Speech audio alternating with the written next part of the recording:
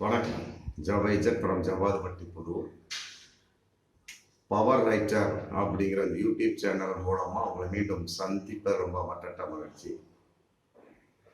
அத்தோட எங்கள் சேனலை சப்ஸ்கிரைப் பண்ணுங்க, பெல் பட்டன் அழுத்த மறந்துடாதீங்க. அத்தோட எல்லாத்துக்கும் ஷேர் பண்ணுங்க. ராஜஸ்தானில் பாஜக ஆட்சி எத்தனை மாதம் ஆச்சு? ஒரு 2-3 மாதம் இருக்குமா? அதுக்குள்ளேயே அராஜகம், மதவாத போக்குகள், சனாதனவாத போக்குகள், பாசிச வெளிப்பாடுகள், குறிப்பாக இஸ்லாமிய வெறுப்பு பிரச்சார வெளிப்பாடு, மற்றபடி இந்து மதத்திற்கு ஆதரவான ஒருதலை பட்சமான முடிவான விஷயங்கள். இதுதான் அவங்களுக்கு தெரியும். ராஜஸ்தானில் இதுக்கு முன்னால காங்கிரஸ் ஆட்சி இருந்தது. அதை மக்கள் ஒதுக்கிட்டு இது பாஜகவுக்கு ஓட்டளித்தார்கள். அவர்களுடைய நிலைப்பாடு ஃபுல்லா இன்னைக்கு மதவாதம் சம்பந்தப்பட்ட வகையில போய் மிக கொடூரமான ஒரு ஆட்சி நடந்து கொண்டிருக்கிறது அப்படிங்கிறது பல வகையில இன்னைக்கு நிரூபணம் ஆயிட்டு. அதுல ஒரு 2 சம்பவத்தை நம்ம பார்த்தோம்னா உண்மையிலேயே நமக்கே வயிற்றெரிச்சலான ஒரு சம்பவம். அதாவது ஜனவரி 26 அது குடியரசு தின விழா, அது எல்லாத்துக்கும் தெரிஞ்ச விஷயம் தான். ஜனவரி 26 நம்ம இந்தியாவை கொண்டாடக்கூடிய விஷயம். அன்னைக்கு ஒரு அங்க இருக்கக்கூடிய ஒரு அரசு பள்ளியில ஒரு ஸ்டேஜ் மாதிரி டெக்கரேஷன் பண்ணி ஒரு விழா நடத்துவாங்க. எல்லா பள்ளியும் நடத்தக்கூடிய விழா தான். நடத்திக்கிட்டு இருக்க சமயத்துல அந்த டெக்கரேஷனுக்கு 2-3 பேர் சொல்லியிருப்பாங்க. அதுவும் மதவாத கும்பல தான் இருக்கும். அங்க இருக்கக்கூடிய அந்த ஆசிரியர் ஹேமலதா பைர்வா அப்படிங்கிறவங்க டெக்கரேஷன் பண்றாங்க. அந்த பல பேர் பேசுவாங்க அப்படிங்கிற கான்செப்டை டெக்கரேஷன் பண்ணக்கூடிய சமயத்துல பல தலைவருடைய போட்டோ வைப்பாங்க இல்லையா? அப்போ மகாத்மா காந்தி போட்டோ, மற்றபடி அம்பேத்கர் போட்டோலாம் வச்சிருக்கிறாங்க. அப்போ ஒரு 2 பேர் சொல்லியிருப்பாங்க போல. ஆமா, இந்த மாதிரி பாசிச கும்பலை சொல்லியிருப்பாங்க. இடையில சரஸ்வதி, பெண் தெய்வமான சரஸ்வதி போட்டோ வைங்க, அதுவும் கல்வி சம்பந்தப்பட்ட தெய்வம் தானே அப்படின்னு சொல்லக்கூடிய சமயத்தில் அந்த அம்மா ஹேமலதா பைர்வா அப்படிங்கிற ஆசிரியை மறுத்திருக்காங்க. நல்லா புரிஞ்சுக்கிட்டு மறுத்திருக்காங்க. இது நடந்து ஒரு 2-3 மாசம் ஆன உடனே அந்த பக்கம் சுற்றுலா வந்திருக்காங்க. அதாவது ராஜஸ்தானுடைய கல்வி அமைச்சர் மதன் திலாவர் இதை கேள்விப்பட்ட உடனே அந்த அம்மாவை இன்னைக்கு சஸ்பெண்ட் பண்ணிய ஹேமலதா பைர்வா அந்த அம்மா சஸ்பெண்ட் செய்யப்பட்டிருக்காங்க. அதாவது ஒரு நாட்டினுடைய குடியரசு தினம், நல்லா புரிஞ்சுக்க. யார் யாருடைய படத்தை வைக்கணும் கரெக்டா வச்சிருக்காரு. மகாத்மா காந்தியோட படத்தை வச்சிருக்காங்க. அவர் இந்த நாட்டுக்காக உயிர் தியாகம் செய்வார்.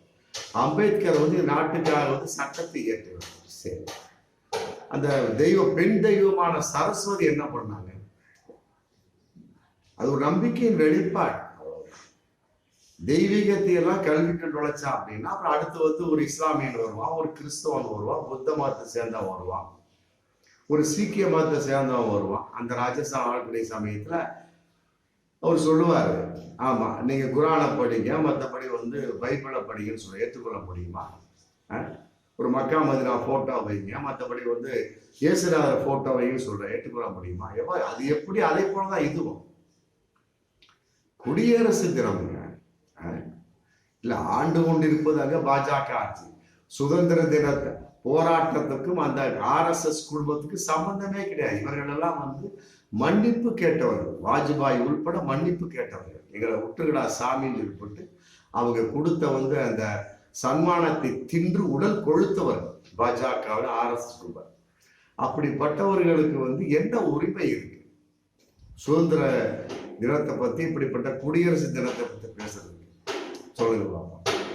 அம்பேத்கர் படம் ஓகே, மகாத்மா காந்தி படம் ஓகே, மற்றபடி ஜவஹர்லால் நேரு படம், இந்த நாட்டுக்காக உயிர் இந்திரா காந்தியினுடைய படம் எல்லாம் ஓகே. மற்றபடி ஏகப்பட்ட பேர் இருக்காங்க. ஏன் இன்னும் ஏகப்பட்ட தலைவர் இருக்காங்களா? அடுக்கிக்கிட்டே போலாம். இந்த இந்திய நாட்டுக்காக சுதந்திரத்துக்காக பாடுபட்டவர்கள், அவர்களுடைய போட்டோ என்பது பார்த்த ஒரு மனிதர்கள். ரைட்டு, சரஸ்வதியை யாரு பார்த்தா? தெய்வத்தின் வெளிப்பாடு, அவ்வளவுதான். அது நம்பிக்கை, அது அவங்களுடைய பிரியுங்க. அதை ஒரு அரசு விழாவில், ஒரு குடியரசு விழாவில், நாட்டினுடைய விழா விளக்குன்னு சொல்லி போட்டு சொன்னா எந்த அளவுக்கு ஒரு முரண்பாடு. வைக்கல அந்த அம்மாவை இன்னைக்கு அரசு பண்ணிட்டாங்க. இது சஸ்பென்ஸ் பண்ணி வச்சிருக்கிறாங்க. எவ்வளவு ஒரு முரண்பாடான விஷயம். அதே மாதிரி இன்னொரு சம்பவம், அதே மதன் திலாவர் வந்து முந்தா நாள் பேசியிருக்காரு ஒரு மீட்டிங்ல. அக்பரை பத்தி மிக கொடூரமாக வன்மையாக கண்டிக்கக்கூடிய அளவுக்கு மனசாட்சி இல்லாமல் பேசுகிறார். அக்பர் வந்து ஒரு கொடூரமானவர், பலாத்காரம் செய்தவர். பஜார்ல இருந்து பெண்களை கூட்டிட்டு வந்து அவர் பலாத்காரம் செய்வார். அப்புறம் வந்து இன்னொன்னு சொல்லியிருக்காரு, ராஜஸ்தானில பள்ளிகளுக்கெல்லாம் வந்து நாங்க வந்து சூரிய நமஸ்காரத்தை வந்து கட்டாயமாக்கி கொண்டு வந்து போன்ற ஒரு 2-3 வாரங்கள்ல ராஜஸ்தான்ல அனைத்து பள்ளிகளிலும் சூரிய நமஸ்காரம் கட்டாயமாக. அக்பரை பத்தி பலாத்காரம் பஜாரில் இருந்து இழுத்து வந்து அவர் வந்து பலாத்காரம் செய்வார். இந்த பக்கத்துல இருந்து பார்த்தாரா ரைட்டு ஓகே. இன்னைக்கு பாஜகவினர் தமிழகத்துல குறிப்பா எத்தனை அட்டகாசம் பண்ணிருக்கீங்க. கேடி ராகவனுடைய வீடியோ கண்ணுக்கு தெரியலையா? மதன் திலாவர் அவர் பார்த்து கேட்கிறேன், ராஜஸ்தான் கல்வித்துறை அமைச்சரை பார்த்து கேட்கிறேன். கேடி ராகவ் உங்க கட்சியை சேர்ந்தவர் தாங்க. ஏன் அவர் வந்து பூஜை ரூம்லயே வந்து பெண்ணை பலாத்காரம் செய்யவில்லையா? காயத்ரி ரகுமான் காரி துப்புனா, காயத்ரி ரகுராமன் அந்த நடிகை வரியான கூப்பிட்டாங்க அவங்க கட்சியில உள்ளவங்க, காரி துப்பிட்டு செருப்பால அடிப்படைச்சு கூட வந்திருக்காங்க. அது வந்து பாலியல் பலாத்காரம் இல்லையா? அக்பர் செஞ்சாதான் பாலியல் பலாத்காரமா? ஏன் உங்க கட்சியில் உள்ளவங்க செய்யுங்க?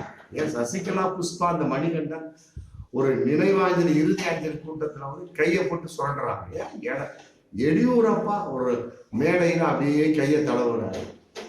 அதையெல்லாம் விட ஒரு வட மாநிலத்தில் நடந்த சம்பவத்துல ஒரு பாஜக நபர் வந்து கீழே செல்போன் எடுக்கிற மாதிரி லேடிஸு கீழே பாவாடைக்கு கீழே கையை விடுறாரு, தொடக்கி கீழே கையை விடுறாரு. இதெல்லாம் வந்து பாலியல் வன்கொடுமை, பாலியல் செய்யலையா? அக்பர் செஞ்சா ரைட்டு ஓகே இருக்கு. உங்க கட்சிக்காரங்க யாரும் செய்யலையா? ஏன் திருச்சி சூர்யாவை எடுத்துங்க, மீண்டும் கட்சியில் சேர்க்கப்பட்டார். டெய்ஸி அவங்க 2 பேருடைய வீடியோவை வந்து இந்த மதன் திலாவர் கேட்டிருக்காரா? நான் தெரியாம தான் கேட்கிறேன். அண்ணாமலை பாஸ் பண்ணி விடுங்க, உங்க ராஜஸ்தான்ல இருக்கக்கூடிய கல்வித்துறை அமைச்சர் பாஸ் பண்ணி விடுங்க.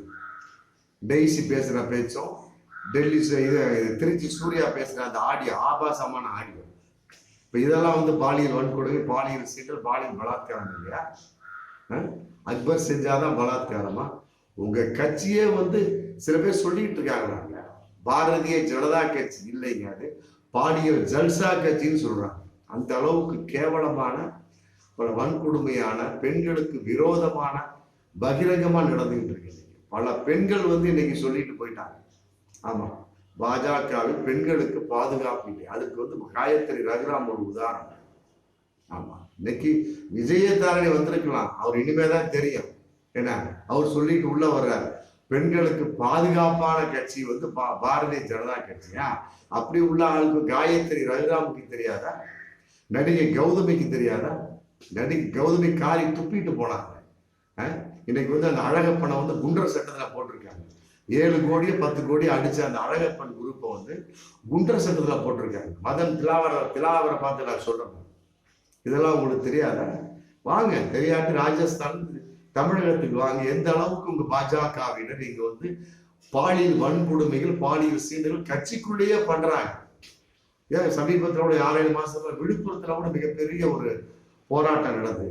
ஆமா, மாவட்ட செயலாளரை மாற்ற வேண்டும், பெண்களுக்கு பாதுகாப்பு இல்லை அப்படின்னு ஏகப்பட்ட பாலியல் வன்கொடுமை நடந்துட்டு இருக்கு. அதெல்லாம் மதன் திலாவர் பேசாம அக்பர், பேரரசர் மாமன்னர் அக்பர் வந்து பாலியல் வன்கொடுமை செய்தாராம். சரி ரைட்டு ஓகே. சூரிய நமஸ்காரத்தை வந்து சட்டமாக்கக்கூடிய அளவுக்கு எந்த சட்டத்துல சொல்லப்பட்டிருக்கு சொல்லுங்க பார்ப்போம், சொல்லுங்க. மதன் திலாவரை பார்த்து கேட்கிறோம், தமிழகத்தில் இருக்கிற பாஜகவனை பத்தி கேட்கிறேன். கட்டாயமாக சட்டமாக்கப்படும், ரைட்டா? அதை செய்யாட்டி என்ன பண்ணுவீங்க? பள்ளியை விட்டு நீக்கிறீங்களா? இதெல்லாம் என்னங்க? மதவாதத்தை திணிக்கக்கூடிய ஒரு செயல். வந்து 2 மாசம் கூட ஆகும், 2-3 மாசம் கூட ஆகும். இந்த அளவுக்கு இருக்கக்கூடிய சமயத்துல இன்னும் மீண்டும் 3வது முறை 2024 நாடாளுமன்ற தேர்தலில் இந்த பாஜக ஜெயிச்சு வந்துச்சுன்னா இந்தியாவோட நிலைமை என்ன இருக்கும்? போக வேண்டியதான், தலையில துண்டை போட்டு போயிட வேண்டியதான். ஆமா, கேவலமான ஒரு செயலாத்தான் எனக்கு உண்மையிலே இதெல்லாம் வன்மையாக கண்டிக்கப்படத்தக்க ஒரு விஷயம். ஆமா, இந்த அளவுக்கு ஒரு நியாயமாக பேசக்கூடிய அந்த ராஜஸ்தான் வந்து தமிழகத்துக்கு வந்து ஒரு 2 மாசம் மாறு வேஷத்துல உழவு நம்ம கமலாலயத்துக்கும் மற்ற இருக்கக்கூடிய பாஜக பிரமுறை வீட்டுக்கு உழவுக்கு தெரியும் அவர் எந்த அளவுக்கு பாலியல் வன்கொடுமை அக்பரை எல்லாம் மீறி பாலியல் பலாத்காரம் செய்கிறாங்க உங்களுக்கு தெரியும். ஆமா பாருங்க, மீண்டும் அடுத்த வீடியோ சந்திப்போம். நன்றி.